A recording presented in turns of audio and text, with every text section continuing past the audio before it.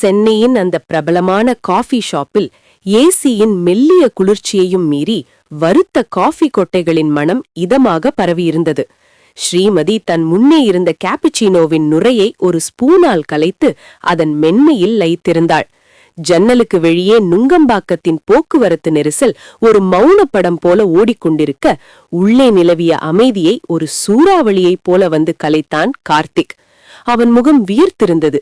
கண்களில் தெரிந்த பதற்றம் அவன் ஏதோ ஒரு பெரிய சிக்கலில் சிக்கியிருப்பதை உறக்கச் சொன்னது. மூச்சிறைக்க அவளுக்கு எதிரே அமர்ந்தவன் மேஜை மேலிருந்த அவளது கையை பற்றினான். ஸ்ரீ, ப்ளீஸ் ஸ்ரீ, நீதான் என்னை காப்பாத்தணும். நீ இல்லனா என் வாழ்க்கை காலி. ஸ்ரீமதி அவனை ஏளனமாக ஒரு பார்வை பார்த்தாள். ஸ்பூனை தட்டில் வைத்துவிட்டு சாய்ந்து அமர்ந்தவளின் இதழ்களில் ஒரு நக்கலான புன்னகை அரும்பியது. டே கார்த்திக், நிறுத்துகா. இப்போ என்ன புதுசா வில்லங்கம் பண்ணி வச்சிருக்க? எவங்கிட்ட அடி வாங்க போற, இல்ல யாரு மண்டியையாவது இடிச்சிட்டு வந்து நிக்கிறியா? கார்த்திக் தலையில் அடித்து கொண்டான். அடி இல்ல ஸ்ரீ, இடி. என் தலையிலேயே இடி விழுந்துருச்சு. எங்க வீட்ல எனக்கு கல்யாணம் பண்ண முடிவு பண்ணிட்டாங்க. முக்கியமா எங்க அண்ணன் சூர்யா, அவன் ஒரு ஹிட்லர். அவன் பேச்சுக்கு எங்க வீட்ல மறுபேச்சே கிடையாது. அடுத்த மாசம் எனக்கு நிச்சயதார்த்தம் பண்ண போறதா சொல்லிட்டான். ஸ்ரீமதி மெல்ல சிரித்தாள். நல்லதுதானே, ஒரு வழியா நீயும் திருந்தி செட்டில் ஆக போற. உன் அண்ணன் எடுத்திருக்கிறது ரொம்ப நல்ல முடிவுதான்.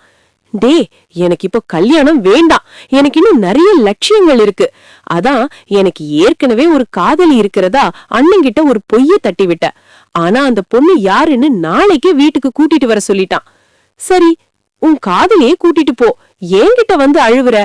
கார்த்திக் பரிதாபமாக முகத்தை வைத்துக் கொண்டா. அதான் பிரச்சனையே. எனக்கு ஏது காதலி? எனக்கே தெரியாம எனக்கு ஒரு காதலி எங்கிருந்து வருவா? அதான் என் பெஸ்ட் ஃப்ரெண்டு நீ எனக்கு காதலியா நடிச்சா என்னன்னு தோணுச்சு. பிளீஸ் ஸ்ரீ, ஒரு 2 வாரம் என் காதலியா நடிச்சு எங்க அண்ணனை நம்ப வச்சிடு. அப்புறம் ஏதோ ஒரு காரணத்தை சொல்லி நாம பிரேக்கப் பண்ணிக்கலாம். புண்ணியமா போகும் ஸ்ரீ. ஸ்ரீமதியின் கண்கள் அதிர்ச்சியில் விரிந்தன. என்னது, காதலியா நடிக்கிறதா? அதுவும் உன் அண்ணன் கிட்டையா? கார்த்திக், இது ரொம்ப விபரீதமான விளையாட்டுடா. உங்க அண்ணன் சூர்யா பத்தி எனக்கே தெரியும். சம கோபக்காரன்னு கேள்விப்பட்டிருக்கேன். ஆளு யமன் மாதிரி இருப்பானாமே. அவன் கோபக்காரன்தான், ஆனா பாசக்காரன். நீ மட்டும் வரலனா அவன் பார்த்த அந்த வில்லி பொண்ணதான் நான் கட்டிக்கணும். அந்த பொண்ணை பார்த்தாலே எனக்கு காய்ச்சல் வருது. ஸ்ரீமதி, பிளீஸ், உனக்கு என்ன வேணுமோ கேளு, நான் பண்ணித்தரேன். 1 வருஷத்துக்கு உனக்கு வேண்டிய காஃபி எல்லாம் நானே ஸ்பான்சர் பண்றேன். கார்த்திக் கிட்டத்தட்ட அழாத குறையாக கெஞ்சினான். அவனது அவாவித்தனமான முகமும் இந்த இக்கட்டான சூழ்நிலையும் ஸ்ரீமதியின் மனதை மெல்ல அசைத்தது. ஒரு சின்ன குறும்புத்தனமாக தொடங்கிய இந்த யோசனை தனக்கு வினையாக முடியும் என்று அவள் அப்போது உணரவில்லை. சரி, சாகாத, வரேன். ஆனா ஒரு கண்டிஷன். அங்க வந்ததும் நான் சொல்றதுதான் சட்டம். நான் எப்படி நடிக்கிறேனோ அதுக்கு நீ ஒத்துழைக்கணும். உங்க அண்ணன் முன்னாடி ஒளறி கொட்டிடாத. கார்த்திக்கின் முகம் சட்டென்று பிரகாசமானது. சூப்பர் ஸ்ரீ, நீதாண்டா என் தெய்வம். நாளைக்கு காலையில நம்ம வீட்டுக்கு வரோம். அங்க சூரியன் மாதிரி சுட்டு தள்ளுற என் அண்ணன் சூர்யா காத்துட்டு இருப்பான். ஜாக்கிரதை, கொஞ்சம் ஓவரா பெர்ஃபார்ம் பண்ணிடாத, அப்புறம் ஆளு கண்டுபிடிச்சிடுவான். ஸ்ரீமதி பெருமூச்சு விட்டாள். சூர்யா நிவாஸ், அந்த பெயருக்கேற்றார் போலவே அந்த பங்களா சூரியனின் பிரகாசத்தோடும் ஒரு விதமான அதிகாரம் கலந்த மௌனத்தோடும் நின்றிருந்தது. பிரம்மாண்டமான தேக்கு மர கதவுகள், பளிங்கு தரைகள் என ஒவ்வொன்றும் அந்த பரம்பரையின் கௌரவத்தை பறைசாற்றின. ஹாலில் இருந்த விலையுயர்ந்த சோஃபாக்களில் குடும்பமே ஒரு போர்க்களத்திற்கு தயாராவது போல அமர்ந்திருந்தது. அரங்கநாதனும் லக்ஷ்மியும் வாசலையே பார்த்து கொண்டிருக்க, சிவராமன் மாமாவும் சரஸ்வதி அத்தையும் முகத்தை உப்ப வைத்துக் கொண்டு அமர்ந்திருந்தனர். சரஸ்வதியின் மகள் பூஜா தன் கையில் இருந்த கைபேசியை தோண்டி துருவிக் கொண்டிருந்தாலும் அவள் கண்கள் வாசலையே வட்டமிட்டவ. கார்த்திக்கை அடையும் அவள் கனவின் குறுக்கே யாரோ ஒருத்தி வரப்போகிறாள் என்ற ஆத்திரம் அவள் விரல் நுனிகளில் தெரிந்தது. வெளிர் நீல நிற புடவையில் தன் நடுக்கத்தை ஓரவரை கட்டுப்படுத்திக் கொண்டு கார்த்திக் பின்னால் வந்து நின்றாள் ஸ்ரீமதி. அவளது கைகள் லேசாக நடுங்கினாலும் முகத்தில் ஒரு போலி தைரியத்தை வரவழைத்துக் கொண்டாள். கார்த்திக் தொண்டையை சரி செய்து கொண்டு முன்னால் வந்தான். அப்பா, அம்மா, இவதான் ஸ்ரீமதி. நாங்க 2 பேரும் ஒருத்தர் ரொம்ப நேசிக்கிறோம். இவளதான் நான் கல்யாணம் பண்ணிக்க போறேன். ஸ்ரீமதி உடனே முந்திக் கொண்டாள். கல்யாணமா? யாருன்னே தெரியாத ஒருத்தியை எப்படி இந்த வீட்டுக்குள்ள விட முடியும்? சிவராமன், நீங்க ஏதாவது கேளுங்க. புள்ள இஷ்டத்துக்கு ஒருத்திய கூட்டிட்டு வந்து நிக்கிறான். சிவராமன் மாமா தன் மீசையை முறுக்கிக் கொண்டு எழுந்தார். ஆமா கார்த்திக், இது நம்ம குடும்ப கௌரவ பிரச்சனை. இந்த வீட்டோட மூத்த வாரிசு சூர்யா வந்து ஒரு வார்த்தை சொல்லாம இங்க எதுவும் நடக்காது. அவர் பேசி முடிக்கும் முன்பே முற்றத்தில் ஒரு கருப்பு நிற ஆடிக்கார் வந்து நின்ற சத்தம் கேட்டது. அந்த காரின் கதவு மூடும் ஓசையிலேயே அந்த பெரிய ஹால் சட்டென்று நிசப்தமானது. லக்ஷ்மி அம்மாள் ஒருவித பயபக்தியுடன் எழுந்து நின்றார். கம்பீரமான நடை, கருப்பு சட்டையின் கைகள் முழங்கை வரை மடிக்கப்பட்டிருக்க ஒரு கையை பாக்கெட்டில் விட்டுக்கொண்டு உள்ளே நுழைந்தான் சூர்யா. அவன் காலடி சத்தம் அந்த தரையில் ஒரு மிரட்டலான தாளத்தை உண்டாக்கியது. எங்க வீட்டு முடிவுகளை யாரோ ஒருத்தர் எடுக்கிறதா இங்க பேச்சு ஓடிக்கிட்டு இருக்கு போல. சூர்யாவின் குரல் வெங்கலமணி போல அந்த ஹால் முழுக்க எதிரொலித்தது.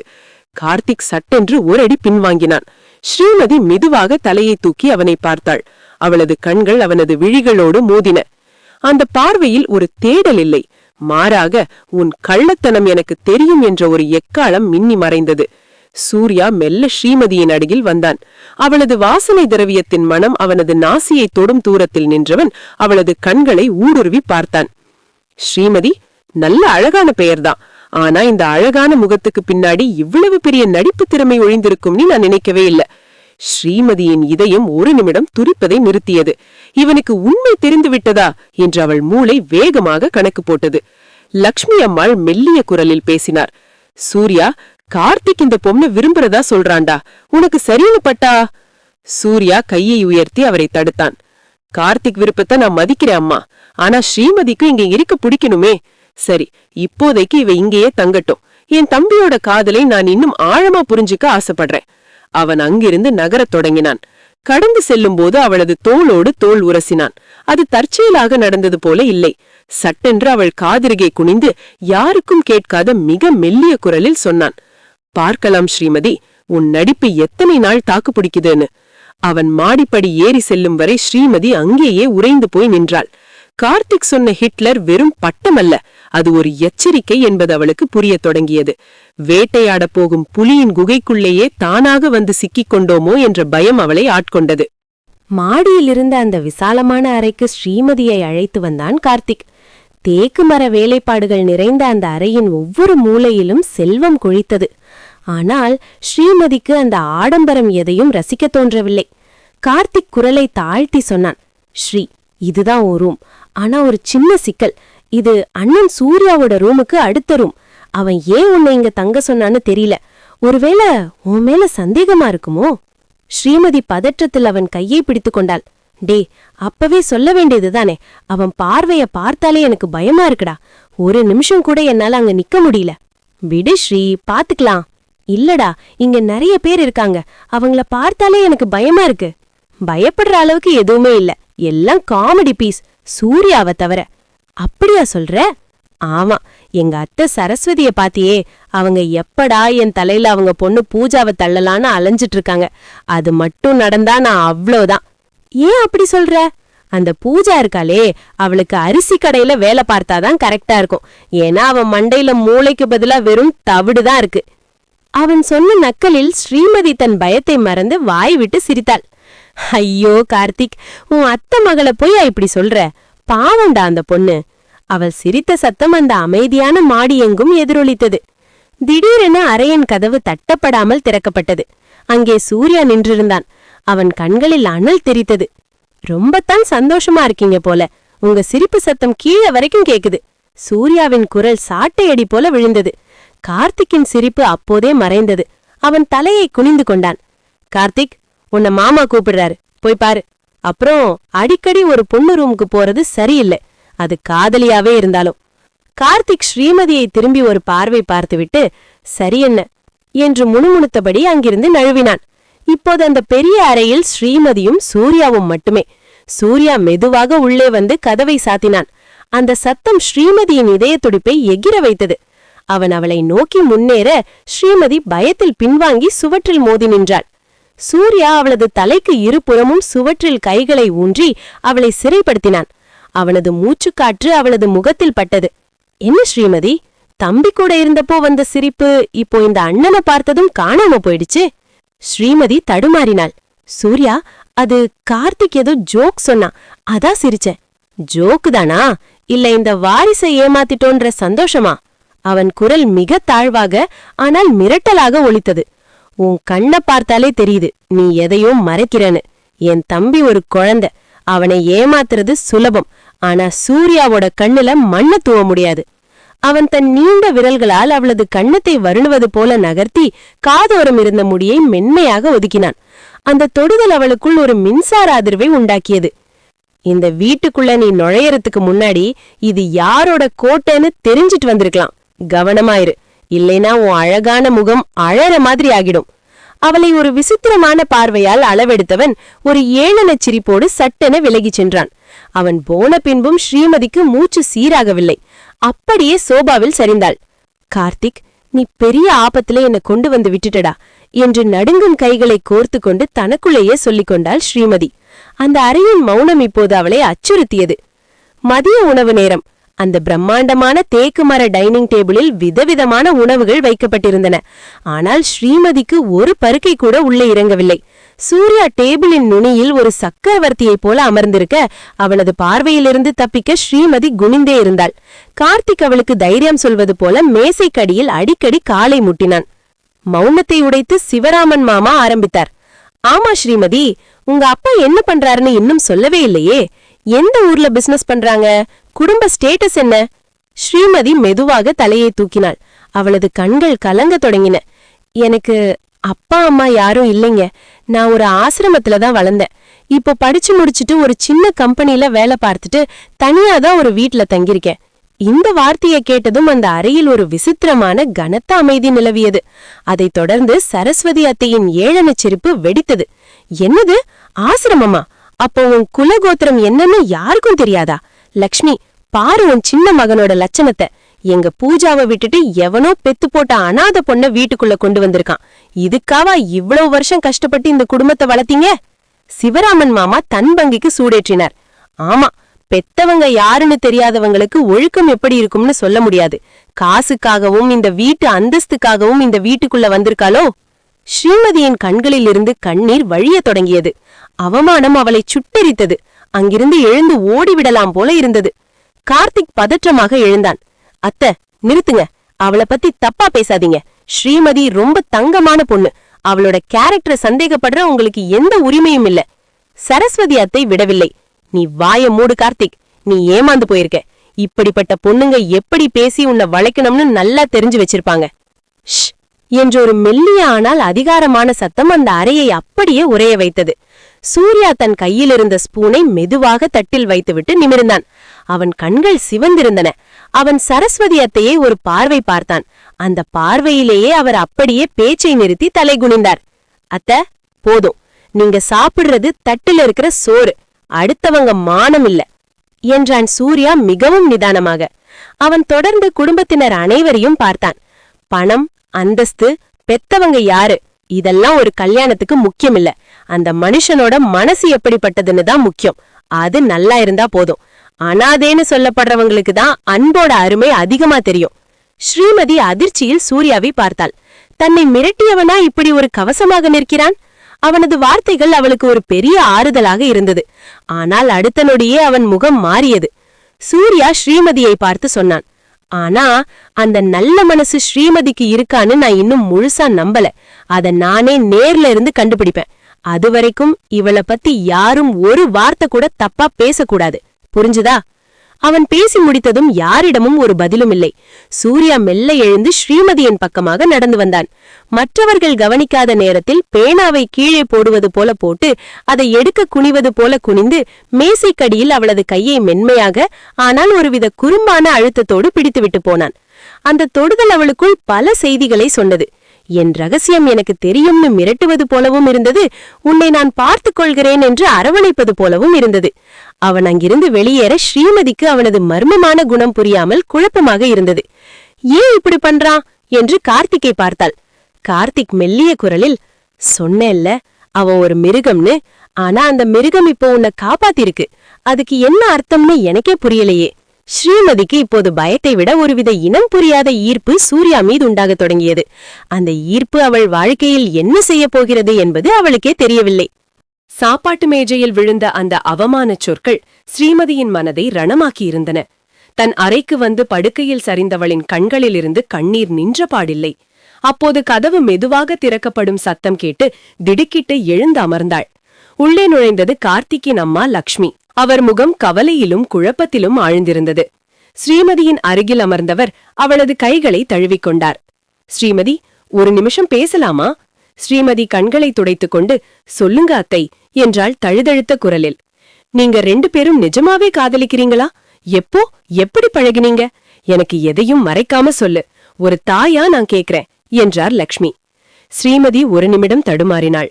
உள்ளுக்குள் குற்ற உணர்வு பிசைந்தாலும் கார்த்திக்கிற்காக மனதை தேற்றிக்கொண்டாள். அத்தை, நாங்க 2 பேரும் காலேஜ் முடிச்ச புதுசுல ஒரு காஃபி ஷாப்ல தான் சந்திச்சோம். முதல் தடவை பார்த்தப்போ கார்த்திக் ரொம்ப துருதுருன்னு இருந்தான்.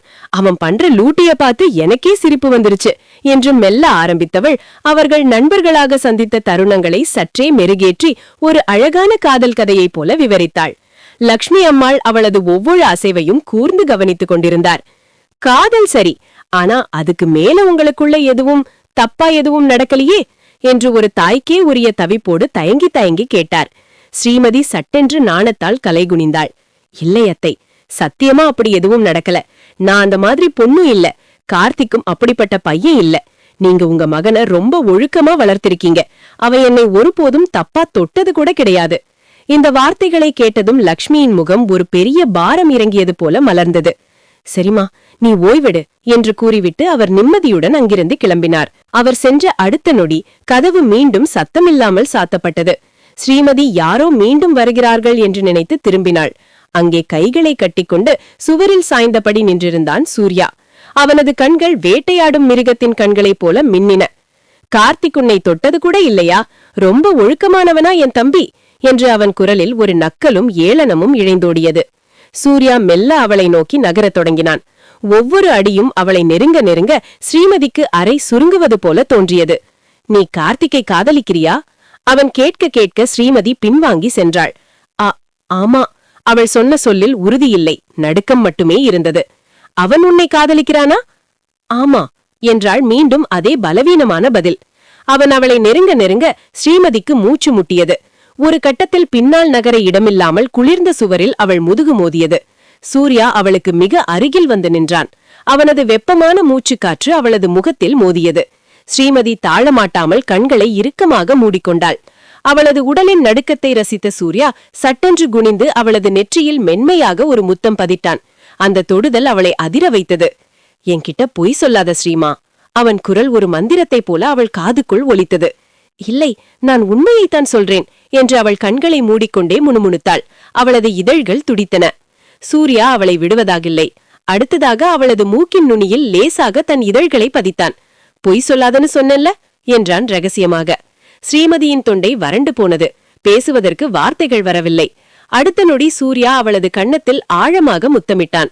அந்த சூடு அவளது நரம்புகளை தளர்வடைய செய்தது. நீ நடிக்கிற, அப்படித்தானே என்று கேட்டபடி அவன் அவளது முகத்தை தன் கைகளுக்குள் ஏந்தினான். இல்லை என்று அவள் மீண்டும் மறுக்க முயன்றாள்.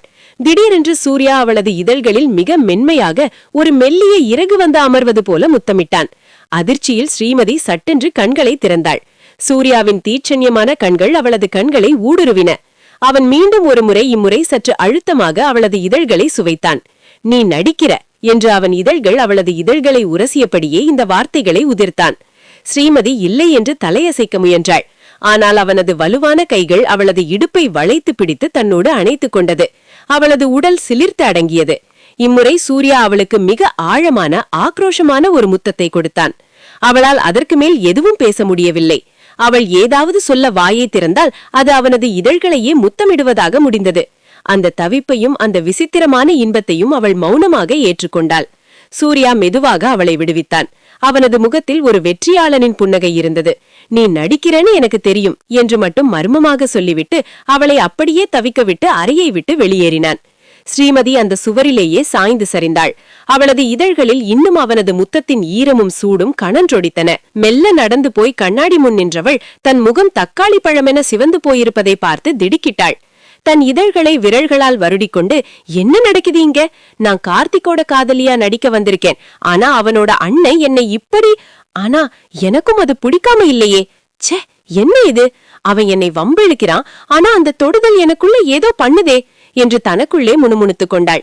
மனதிற்குள் எழுந்த குற்ற உணர்வும் சூர்யாவின் நினைவால் வந்த புதுவித வெட்கமும் அவளை பிசைந்தன. ஐயோ, நான் இப்ப கார்த்திக் முகத்துல எப்படி முழிப்பேன் என்று புலம்பிக் கொண்டே கட்டிலில் முகம் புதைத்து விழுந்தாள். மறுநாள் காலை சூர்யா நிவாஸ் போர்ட்டிகோவில் ஒரு சிவப்பு நிற சொகுசு கார் வந்து சீறி நின்றது. காரின் கதவு திறக்க மிகவும் நவீனமான உடையில் கர்வமும் திமிரும் முகத்தில் தாண்டவமாக இறங்கியது காயத்ரி. அவள் சரஸ்வதி அத்தையின் மூத்த மகள், சூர்யாவை கைப்பிடிக்க காத்திருக்கும் அதிகார தோரணை கொண்ட பெண். அவளை கண்டதும் சரஸ்வதி ஓடோடி சென்று வரவேற்றார். வா காயத்ரி, நீ வர்றதுக்குள்ள இங்க என்னென்ன கூத்து நடக்குது தெரியுமா? அந்த கார்த்திக் எவ்வளோ ஒரு அனாதை பொண்ணை காதலிப்பதா கூட்டிட்டு வந்துட்டான். சூர்யாவும் அவளுக்கு சப்போர்ட் பண்றான். காயத்ரி தன் விலையுரிய கூலிங் கிளாஸை கழற்றிவிட்டு ஏளனமாக சிரித்தாள். அனாதை பொண்ணா? அவளை எப்படி சூர்யா வீட்டுக்குள்ள விட்டான்? மம்மி, சூர்யா எனக்கு மட்டும்தான். இந்த வீட்டுக்குள்ள எனக்கு தெரியாம ஒரு சின்ன எறும்பு கூட நுழையக்கூடாது. அந்த பொண்ணு எங்க இப்போ? காயத்ரி புயலென ஹாலுக்குள் நுழைந்தாள். அங்கே கார்த்திக்கும் ஸ்ரீமதியும் ஏதையோ சீரியஸாக பேசிக் கொண்டிருந்தனர். காயத்ரியின் வரவு அந்த இடத்தையே ஒருவித பதற்றத்திற்கு உள்ளாக்கியது. ஹலோ, நீந்தான் அந்த ஸ்ரீமதியா? பாக்க ரொம்ப லோ கிளாஸா இருக்கு. சூர்யா இதெல்லாம் எப்படி பாத்திருக்கான்னு தெரியல என்று காயத்ரி கைகளை கட்டிக்கொண்டு ஸ்ரீமதியை மேலும் கீழும் பார்த்தாள். ஸ்ரீமதியின் முகம் சுருங்கியது. கோபம் தலைக்கேறினாலும் அமைதியாக இருந்தாள். ஆனால் கார்த்திக் பொங்கி எழுந்தான். காயத்ரி, கொஞ்சம் மரியாதையா பேசு. ஸ்ரீமதி என் வருங்கால மனைவி. அவளை பத்தி ஒரு வார்த்தை தப்பா பேசினா அப்புறம் நான் வேற மாதிரி ஆக்கிடுவேன். காயத்ரி கிண்டலாக சிரித்தாள். மனைவியா? பார்ப்போம். சூர்யாவுக்கு பிடிக்காத எதுவும் இந்த வீட்டு வாசலை தாண்டாது. சூர்யா எங்க இப்போ? அப்போது கம்பீரமாக மாடியிலிருந்து இறங்கி வந்தான் சூர்யா. அவனை கண்டதும் காயத்ரியின் முகம் அப்படியே தேனாய் மாறியது. ஓடி சென்று அவனது கைகளை கோர்த்து கொண்டாள். சூர்யா, உன்னை பார்த்து எவ்வளவு நாளாச்சு. I miss you so much என்று அவள் உரிமை கொண்டாட தொடங்கினாள். சூர்யாவின் வர்த்தமானம் ஸ்ரீமதியின் மேல் மட்டும் நிலைத்திருந்தது. நேற்று நடந்த அந்த நெருக்கமான தருணத்தை நினைத்து ஸ்ரீமதி சட்டென்று தலை குனிந்து கொண்டாள். சூர்யாவின் இதழ்களில் இன்னும் அவனது முத்தத்தின் ஈரமும் சூடும் மின்னி நின்றன. சூர்யா அந்த போர்க்களத்தை விட்டு ஒரு இறுக்கமான பார்வையுடன் வெளியேறினான். அவன் சென்ற சில நிமிடங்களிலேயே நிலவிய அந்த பாரமான அமைதியை தாங்க முடியாமல் ஸ்ரீமதியும் கார்த்திக்கும் அவசர அவசரமாக அலுவலகத்திற்கு புறப்பட்டனர். அவர்கள் கார் கண்ணை விட்டு மறைந்ததும் ஹாலில் அதுவரை அடக்கி வைத்திருந்த ஆத்திரம் வெடித்தது. பூஜா விம்மி விம்மி அழுது கொண்டே தன் அக்கா காயத்ரியை கட்டிக்கொண்டாள். காயு அக்கா, எனக்கு என்ன பண்றதுன்னே தெரியல.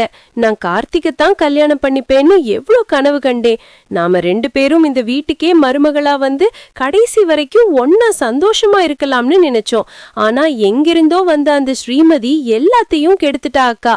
என் வாழ்க்கையே போச்சு. காயத்ரி தன் தங்கையின் கண்ணீரை துடைத்து விட்டாள். ஆனால் அவளது விழிகளில் ஒருவித கொடூரமான வன்மம் மின்னியது. அழாத பூஜா, இந்த வீட்டுக்குள்ள எவ்வளவு ஒருத்தி தெருவுல போறவ வந்து உன்னோட இடத்த பிடிக்கிறதா? அது ஒரு காலும் நடக்காது. சூர்யா இப்போதைக்கு அவளுக்கு சப்போர்ட் பண்ணலாம். ஆனா அவர் மனச மாத்துறது எனக்கு ஜுஜுபி வேலை. இந்த காயத்ரி யாருன்னு அவளுக்கு இன்னும் தெரியல. பூஜா தன் சிவந்த கண்களை துடைத்தபடி கேட்டாள். ஆனா அக்கா, அவங்க 2 பேரும் உயிரையே விடுற அளவுக்கு லவ் பண்றதா எல்லார்கிட்டையும் சொல்றாங்களே. அத்தையே நம்ப வச்சுட்டா அந்த ஸ்ரீமதி. காயத்ரி ஏளனமாக சிரித்தாள். லவ்வா? அதெல்லாம் சூர்யா அத்தா முன்னாடி எடுபடாது. அந்த ஸ்ரீமதியை இந்த வீட்டை விட்டு அசிங்கப்படுத்தி வெளியே அனுப்பணும். அவளே வேணா சாமின்னு அலறிட்டு ஓடணும். அப்போதான் கார்த்திக் வழிக்கு வருவான். நீ கவலைப்படாத. அவளோட கேரக்டரை அத்தை மாமா முன்னாடி அசிங்கப்படுத்த ஒரு திட்டம் என்கிட்ட இருக்கு. அவ ஒரு பணத்தாசை பிடிச்சவன்னு நிரூபிச்சா போதும். அப்புறம் அவ இந்த வீட்டுப்படி ஏற முடியாது. அலுவலகத்தில் ஸ்ரீமதி தன் வேலையில் மூழ்கியிருக்க முயன்றாள். ஆனால் கணினி திரையில் எழுத்துக்களுக்கு பதிலாக சூர்யாவின் அந்த நெருக்கமான பார்வையும் இதழ்களில் பதிந்த அந்த சூடும் தான் வந்து வந்து போயின. ஏன் இப்படி பண்றான்? தம்பியோட காதலின்னு தெரிஞ்சும் இவ்வளோ நெருக்கமா வரானே. ஒருவேளை அவனுக்கு உண்மை தெரிஞ்சிருக்குமோ? இப்படி வம்பெழுத்து என்னை ஏன் இம்ச பண்றான் என்று தனக்குள் 1000 கேள்விகளை போட்டு குழம்பினாள். இரவு நேரத்தின் நிசப்தத்தில் அந்த பெரிய பங்களாவின் பின்புறமிருந்த நீச்சல் குளம் நிலவொளியில் ஒரு நீல நிற பளிங்கு போல மின்னித் தெரிந்தது. அங்கே கார்த்திக் எவ்வித கவலையுமின்றி நீந்திக்குள்ளே ஜாலியாக நீந்திக் கொண்டிருந்தான். ஸ்ரீமதியை கண்டதும் அவன் உற்சாகமாக மேலே வந்தான். என்ன ஸ்ரீ, இன்னும் தூக்கம் வரலையா என்று கேலியாக சிரித்தான். இருவரும் குளத்தின் ஓரம் அமர்ந்து பேசத் தொடங்கினர். கார்த்திக் தன் வழக்கமான பாணியில் நக்கல் அடிக்க ஸ்ரீமதிக்கு மட்டும் உள்ளுக்குள் ஏதோ ஒன்று பிசைந்தது. ஸ்ரீ, ஒரு முக்கியமான விஷயம். அடுத்த மாசம் அண்ணனுக்கும் காயத்ரிக்கும் நிச்சயதார்த்தம் நடக்க போகுது. வீட்ல பெரியவங்க பேசி முடிச்சிட்டாங்க என்றான் கார்த்திக் சாதாரணமாக. ஸ்ரீமதியின் இதயம் ஒரு கணம் துடிப்பதை நிறுத்தியது போன்ற உணர்வு. நிச்சயதார்த்தமா? சூர்யாவுக்கும் காயத்ரிக்குமா என்று அவள் முணுமுணுத்தாள். அந்த எண்ணமே அவளுக்குள் ஒரு இனம் புரியாத வலியை தந்தது. கார்த்திக் தொடர்ந்தான். அது முடிஞ்ச கையோட நாம 2 பேரும் பிரேக்கப் பண்ணிக்கிட்ட மாதிரி ஒரு சீன் போட்டுடலாம். நான் அப்படியே ரொம்ப சோகமா இருக்கிற மாதிரி நடிச்சு வெளிநாட்டுக்கு மேல் படிப்புக்கு கிளம்பிடுவேன். அதான் பிளான். எப்படி என் மூளை? சூப்பர் பிளான் என்று ஸ்ரீமதி யந்திரத்தனமாக சொன்னாள். கார்த்திக் விடைபெற்று சென்ற பிறகு அவள் அந்த நீச்சல் குளத்தின் விளிம்பில் நிலவின் பிம்பத்தை பார்த்தபடி நின்றிருந்தாள். காயத்ரி போன்ற ஒரு திமிர் பிடித்த பெண்ணை சூர்யா எப்படி மனம் முடிக்கப் போகிறான்? அந்த எண்ணமே அவளை வாட்டியது. அப்போது மாடியின் பால்கனியில் இதை கவனித்துக் கொண்டிருந்த சூர்யா ஒரு சிறுத்தையைப் போல சத்தமில்லாமல் கீழே இறங்கி வந்தான். சிந்தனையில் மூழ்கியிருந்த ஸ்ரீமதிக்கு தன் பின்னால் யாரோ வருவதே தெரியவில்லை. திடீரென்று சூர்யா அவளை ஓங்கி நீச்சல் குளத்திற்குள் தள்ளிவிட்டான். ஆ என அலறியபடி ஸ்ரீமதி தண்ணீருக்குள் விழுந்தாள். சூர்யா கரையில் நின்று முதலில் பலமாக சிரித்தான். ஆனால் அடுத்த நொடி ஸ்ரீமதி தண்ணீருக்குள் கைகளை அடித்துக்கொண்டு தத்தளிப்பதை பார்த்ததும் அவன் முகம் மாறியது. அவளுக்கு நீச்சல் தெரியாது என்பது அவனுக்கு அப்போதுதான் புரிந்தது. ஒரு நொடி கூட யோசிக்காமல் சூர்யா தண்ணீருக்குள் பாய்ந்தான். அலை பாயும் நீருக்குள் ஸ்ரீமதியின் இடையை வளைத்து பிடித்தான். மரண பயத்தில் இருந்தவள் சூர்யாவை கண்டதும் அவரது கழுத்தை கட்டிக்கொண்டாள். சூர்யா அவளை மெதுவாக குளத்தின் சுவரோரம் கொண்டு வந்தான். ஆனால் அவளை வெளியே விடவில்லை. சுவற்றில் அவளை சாய்த்து தன் 2 கைகளையும் அவளது இடுப்பில் ஊன்றி அவளோடு நெஞ்சோடு நெஞ்சு ஒட்டி நின்றான். ஸ்ரீமதியின் நனைந்த ஆடை அவளது மேனியில் ஒரு 2வது தோல் போல ஒட்டி இருக்க சூர்யாவின் அனல் மூச்சு அவளது முகத்தில் அனலாய் பட்டது. என்ன விடுங்க சூர்யா, என்ன நினைச்சிட்டு இருக்கீங்க உங்க மனசுல என்று ஸ்ரீமதி சீறினாள். அவளது கோபத்தில் கண்ணீரும் கலந்திருந்தது. இன்னொரு பொண்ணுக்கும் உங்களுக்கும் அடுத்த மாசம் நிச்சயதார்த்தம் நடக்க போகுது. அப்படி இருந்தும் ஏன் என்கிட்ட இப்படி நடந்துக்கிறீங்க? இது உங்களுக்கு தப்பா தெரியலையா? சூர்யா அவளது கோபத்தை ரசித்தான். அவளது ஒவ்வொரு சொல்லிலும் பொறாமையின் வாசனை இருப்பதை அவன் உணர்ந்தான். அவன் மெதுவாக குனிந்து அவளது இதழ்களை சிறைப்பிடித்தான். அந்த முத்தம் ஒரு அதிகாரப்பூர்வமான முத்திரை போல இருந்தது. ஸ்ரீமதி முதலில் விலக முயன்றாள். ஆனால் சூர்யாவின் அணைப்பிலும் அவரது ஸ்பரிசத்திலும் அவளது எதிர்ப்பு மெல்ல மெல்ல மௌனமானது. அவள் அறியாமலேயே அவரது தோள்களில் சாய்ந்தாள். சூர்யா அவளது காதிரகில் குனிந்து, கவலைப்படாத ஸ்ரீமா, இந்த நிச்சயதார்த்தம் நடக்காது. நான் அதை நடக்க விட மாட்டேன் என்று ரகசியமாக சொன்னான். அடுத்த நொடி அவன் அவளை அப்படியே தூக்கி குளத்தின் திண்டின் மேல் உட்கார வைத்தான். அவளது 2 கால்களையும் விரித்து அவற்றுக்கு நடுவில் அவன் நெருக்கமாக நின்றான். ஸ்ரீமதி வெட்கத்திலும் அதிர்ச்சியிலும் சிவந்து போனாள். அவளது நனைந்த தொடைகளில் சூர்யா தன் கைகளை வைத்தான். இப்ப சொல்லு, நீ நடிக்கிறதானே? இந்த நாடகம் எதுக்காக என்று அவன் கண்கள் அவளை ஊடுருவின. ஸ்ரீமதிக்கு நா வறண்டது. உண்மையை சொல்லவும் முடியாமல் பொய்யை தொடரவும் முடியாமல் தவித்தாள். சூர்யா ஒரு மர்ம புன்னகையுடன், நீ நடிக்கிறன்னு எனக்கு நல்லா தெரியும் ஸ்ரீமா. நீயே ஒரு நாள் உண்மையை என்கிட்ட சொல்லுவ. அதுவரைக்கும் இந்த விளையாட்டு இப்படியே இருக்கட்டும் என்று கூறி அவளது தொடைகளில் லேசாக அழுத்தத்தை கொடுத்துவிட்டு தண்ணீருக்குள் வெளியேறினான். ஸ்ரீமதி அந்த நீச்சல் குளத்தின் திண்டில் அமர்ந்தபடி தன் நனைந்த உடலையும் மின்னும் இதயத்தையும் தனித்துக் கொள்ள முடியாமல் தவித்தாள்.